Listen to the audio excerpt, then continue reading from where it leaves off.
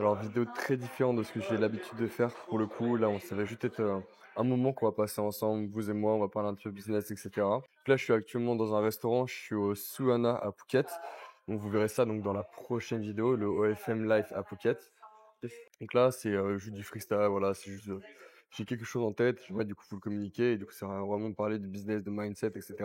Donc, rien à voir avec ce que je fais d'habitude. La notion que je voulais aborder aujourd'hui donc dans cette vidéo, c'est la notion de prendre des risques dans le business. On va parler du coup de mon parcours personnel. Je vais vous donner mes exemples concrets, à quel moment j'ai pris les plus gros risques de ma vie et comment est-ce que ça a pay out. Alors, il faut savoir que donc, dans ma vie, j'ai pris deux gros risques.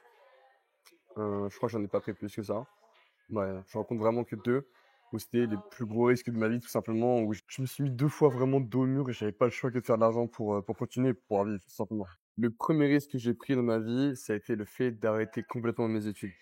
Alors, il faut savoir que moi, du coup, j'étais à l'IUT de Tours en GEA. J'ai fait mes deux premières années, donc j'ai un bac plus 2 théoriquement sur papier. Mais j'ai décidé d'arrêter en plein milieu de mes études au bout de ma troisième année. Pourquoi est-ce que j'ai fait ça? Parce que moi j'ai lancé du coup mon agence OFM donc pendant l'été entre ma deuxième et ma troisième année. Et le mois de décembre, j'avais fait plus de 10 000 $ avec mon agence.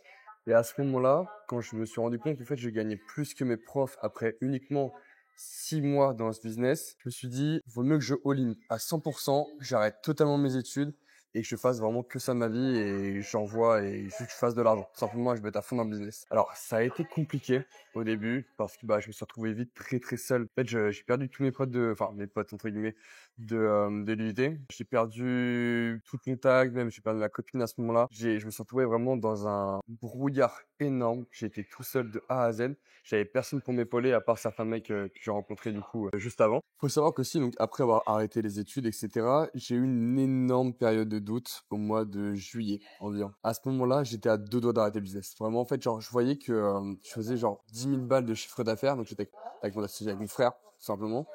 Et à ce moment-là, on gagnait genre 2 000, 3 000 euros dans nos poches. Et avant ça, je me suis dit, je fais quoi? Je crois que je fais 15 000 euros de CA. Comment ça se fait que je gagne 3 000 balles dans ma poche? Enfin, c'est une dinguerie, tu vois. Parce que je t'en ai fait le classique, tout simplement. Et du coup, 50-50 avec la modèle, faut payer le chatter, faut payer les VA, etc. Donc, faut être bien clean. Derrière, on prend pas beaucoup dans la poche, quoi, concrètement. Et à ce moment-là, j'étais vraiment à ça d'arrêter l'OFM. Genre, je voulais même partir en drop à ce moment-là.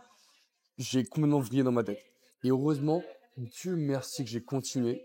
Parce que 2 mois après, 3 mois après, je pars à Dubaï et je fais 10K net dans la poche. Et je pense que ça a été une des périodes les plus compliquées de ma vie à ce moment-là. Parce que je faisais un petit peu d'argent, je gagnais genre 2000, 3000 euros par mois, donc c'était ok, tu vois. C'était pas dingue, c'était le minimum, quoi, concrètement. Mais je savais que je pouvais faire plus et j'ai décidé vraiment de continuer et de rien lâcher. Donc ça a vraiment été le premier gros risque, même de mettre ma mère à dos un peu. Ça a été un peu compliqué aussi pour elle d'accepter le fait que j'arrête les études, parce qu'elle elle est très dans les études, genre pour elle la réussite ça passe par les études, etc. Et ça a été compliqué pour elle de le comprendre au début. Après voilà, je lui ai montré un petit peu les chiffres, etc. Je lui ai dit bon maman c'est bon, je fais un peu d'argent, je peux subvenir à mes besoins. Et voilà, premier gros risque que j'ai pris de ma vie. Donc j'ai arrêté ces études-là, j'ai fait de l'OFM du coup. J'ai arrêté en janvier 2024 mes études et pendant 6 mois j'ai stagné plus ou moins au même chiffre. Je faisais plus ou moins d'argent, ouais, je faisais entre 10 et 17 000. J'étais avec mon frère à cette époque-là. On était associés, mais on faisait pas énormément d'argent. Juste, on faisait de quoi vivre, tout simplement.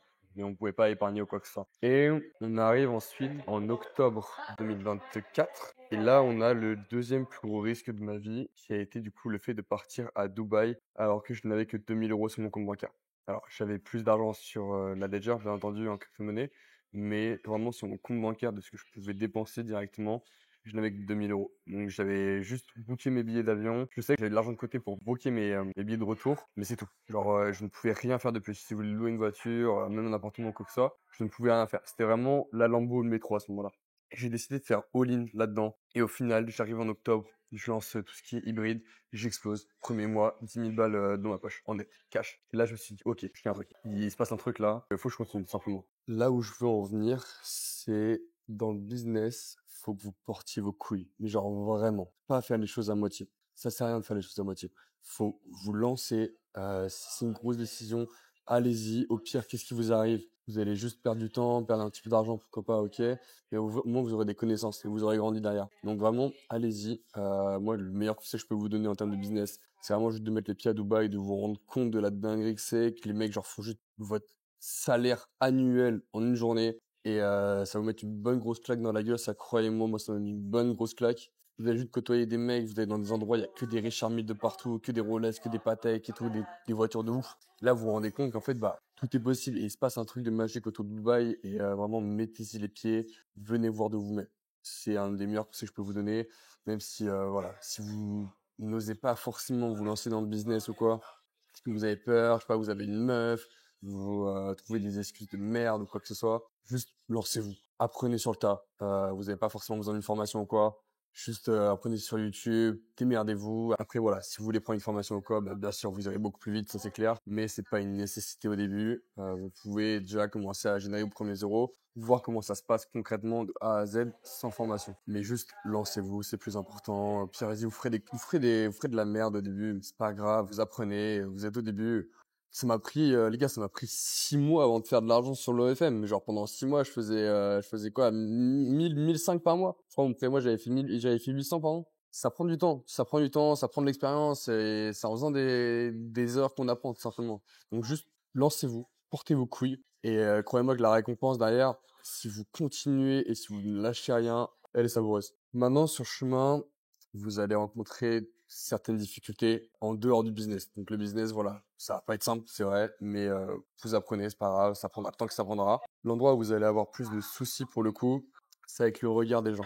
Le regard des gens, au tout début, quand vous commencez, que vous faites pas d'argent et que vous dites que vous voulez vous lancer dans l'OFM ou vous lancer dans le business, etc., vous verrez qu'il peut être très très pesant, il peut être très négatif. Je me rappelle quand ça a commencé à se savoir que je faisais de l'OFM, bah, on me traitait de proxénète parce que les gens ne savaient pas ce que je faisais concrètement. Donc beaucoup d'insultes, beaucoup de personnes qui retournent leur veste, qui juste ne arrêtent de vous parler du jour au lendemain, beaucoup de pression sur vos épaules. Mais j'ai envie de vous dire, le fait d'être dos au mur, en fait, c'est même bénéfique. Tout le monde vous tourne le dos, tout le monde vous insulte de proxénète ou quoi. Bah, en fait, juste prouve-leur que c'est toi le meilleur, en fait. Prouve-leur que c'est toi qui avais raison et que c'est eux qui avaient tort, tout simplement. Prends tes couilles, mec, fais-les fermer leur gueule, tout simplement. Je me rappelle, j'ai commencé au FM, tout le monde se foutait de ma gueule, tout le monde disait que je ferais pas d'argent, que ça marcherait jamais. Les pros, je me rappelle, gros, je faisais des entretiens, ils se foutaient de ma gueule, ils disaient ouais machin ça marchera pas, continue tes études, c'est pas comme ça qu'on réussit dans la vie ou quoi. Maintenant je fais leur salaire mensuel en une journée. Juste lancez-vous, vous verrez, vous verrez à quel point c'est simple de faire de l'argent une fois que vous avez les connaissances nécessaires.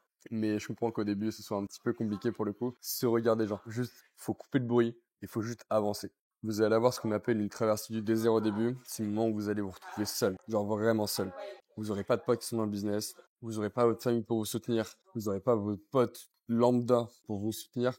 C'est vraiment un moment compliqué dans l'entrepreneuriat. Mais une fois que vous passez ce moment-là, une fois que vous rencontrez du coup des personnes qui sont dans le même mindset que vous, derrière vous avez l'autoroute. Le plus dur est derrière vous. Moi je me rappelle, je l'ai traversé de janvier à juin, cette période-là. Et à partir de juin, c'est à ce moment-là où j'ai vraiment rencontré des personnes qui faisaient le même business que moi, qui avaient le même mindset, etc. Et c'est à ce moment-là, bah, du coup, échange de mon procédé, etc. Tout a explosé de mon côté. J'ai pris les bonnes informations aux bonnes personnes, j'ai rencontré de bonnes personnes au bon moment également. Et c'est à ce moment-là où j'ai commencé à vraiment me sentir bien et la traversée du désert était finie de mon côté. Et après, c'est vraiment en octobre où j'ai commencé à faire de l'argent tout simplement et à vivre la vie que je m'étais toujours promis, tout simplement. Et de toute façon, si vous travaillez, vous mettez les efforts pour ou quoi, c'est obligé que ça marche. Et au bout d'un moment, genre gros, si tu charbonnes pendant 12 heures par jour, 24 sur 24, 7 jours sur 7, comment tu veux que ça ne marche pas? Comment tu veux que ça ne marche pas? C'est pas possible. À part si t'es complètement con, frère, crois-moi que ça marchera. Par contre, vous verrez que le moment où vous commencez à réussir, commencez à montrer de gros résultats, bah, le switch est complètement différent. Avant, tout le monde vous tourne le dos, tout le monde vous insulte de proxénète, etc. Le moment où vous commencez à montrer des résultats, bah, croyez-moi que, genre, d'un coup, tout le monde, mais vraiment, tout le monde retourne sa veste. C'est une dinguerie. Et là, à ce moment-là, faut vraiment garder les pieds sur terre, parce qu'on peut très vite prendre la grosse tête, et faut être solide sur les appuis, faut vraiment se rappeler d'où on vient. Et donc là, à ce moment-là, vraiment, tout le monde, en fait, tout le monde veut venir bosser avec vous concrètement, tout le monde vous demande des postes, tout le monde vous demande des tas de choses, etc. Genre, même, je me rappelle, du coup, moi, je viens de Tours, j'ai été au Pins récemment, et bon, ceux qui viennent de Tours, vous savez. Et bah, en fait, il y a plein de gens, je suis parti avec Mathéo au Pins, et il y a plein de gens qui sont venus soit me voir, soit voir directement Mathéo pour lui demander, bah, en fait, qu'est-ce que fait Maël dans la vie, Maël, qu'est-ce qu'il fait, Maël par-ci, Maël par-là, Maël par-ci, Maël par-là. Et c'est vraiment instant. Et encore, je suis personne. Enfin, les gars, j'ai 300 abonnés sur YouTube. Ouais, je fais un petit peu d'argent, ok. Je suis pas non plus des sommes astronomiques. Je fais pas 1 million par mois. J'ai pas une énorme personne à brand pour l'instant. Je suis personne. Mais genre vraiment, le switch, il est instant. Vous allez voir directement. Directement. Ça passe vraiment de rien du tout à tout le monde qui s'intéresse à vous, qui vous envoie des messages, etc. C'est fou. Même là, par exemple, j'ai posté un post récemment sur Instagram où bah du coup je montre un dashboard. Je montre un dashboard à plus de 100 000 $. Et le nombre de personnes qui sont venues me DM à ce moment-là, parce que du coup ils ont vu que j'étais à Bangkok, en me disant ouais machin, on a vu qu'il y avait des secousses, etc. Comment tu vas, machin, bref, juste pour ensuite enchaîner sur la suite, c'est assez impressionnant. Yeah, sure. Thank you. Maintenant, pour tous ceux qui vont me dire que partir en Thaïlande, c'est prendre un risque quand vous faites pas d'argent, bah en fait, non, pas du tout. C'est un choix de facilité, vous restez en zone de confort. Je m'explique. La Thaïlande, c'est fait pour les faibles. C'est fait pour les personnes qui n'ont pas assez d'argent pour aller à Dubaï et c'est fait pour les personnes qui ne sont pas assez ambitieuses, qui n'ont pas assez de couilles pour partir à Dubaï directement. Pourquoi est-ce que je dis ça? Parce que la Thaïlande est un pays où tout est accessible extrêmement facilement. Dès que tu as un tout petit peu d'argent, dès que tu fais 2000, 3000 euros, tu peux vivre comme un roi ici et ça ne te pousse absolument pas à sortir hors de ta zone de confort. Tu vas n'importe où, dans n'importe quel club, dans n'importe quelle rue, dans n'importe quel endroit, tu éteins tout le monde parce que tu fais 3000 euros par mois. Est-ce que tu as vraiment envie d'être entouré de personnes qui n'ont pas d'ambition et qui n'ont pas envie de réaliser des grandes choses? Je suis pas sûr. Si t'as vraiment des couilles, gros, tu te rends à Dubaï, tu prends ton billet, tu prends ton Airbnb, mais si tu fais un chargeage, on bas les couilles, et juste tu connectes avec des personnes qui font vraiment de l'argent et qui sont là pour te faire évoluer. Pas pour rester dans ta médiocrité à perdre ton temps en Thaïlande, tu vois. C'est mon point de vue, je sais qu'il va pas plaire à certains, mais je m'en bats les couilles. Le seul type de mec que je peux respecter qui sont en Thaïlande, c'est les mecs qui ont fait des exits à plusieurs millions sur leur business, qui ont vendu des grandes sociétés et qui veulent juste aller en Thaïlande parce qu'ils ont fini le jeu. Concrètement, ils n'ont pas forcément envie de se prendre la tête. Genre, ils ont pris leurs 10, 15, 20 millions sur une vente. Après, ils se voient chill maintenant, on va en Thaïlande, détente, on vit la belle vie, on va à Koh Samui au bord de l'eau. Eux, ok, respect. Parce que vas-y, frère, t'as construit un truc qui est énorme derrière toi et t'as pris des millions. Là, d'accord. C'est le seul cas de figure que je vois. Même en vrai, cette réflexion que je me fais là, c'est qu'en fait, il faut s'en battre les couilles du regard des autres. Regardez, là, je suis au restaurant, un putain de restaurant de gastronomie, bah, en fait, le meilleur de Phuket, tout simplement. Il y a des serveurs de partout, il y a des gens de partout, les gens me regardent en chaud, mais vas-y, je m'en bats les couilles, frère. J'ai plus d'argent que toi. Alors, s'il y a une chose qu'il faut retenir du coup de cette vidéo, c'est tout simplement de porter vos couilles, de prendre des risques. On est là pour faire du business, les gars. On n'est pas là pour faire je sais pas trop quoi. Non, tu fais du business, on va faire de l'argent. Bah, porte tes couilles, prends des risques. Arrêtez de penser au regard des autres aussi, le jugement, etc. Donc ouais, au début, vas-y, ça peut être un peu compliqué, mais juste fais-les fermer leur gueule, fais de l'argent, et après tu verras qu'ils reviendront tous. Puis enfin, allez pas en Thaïlande, les gars, c'est gay, allez à Dubaï.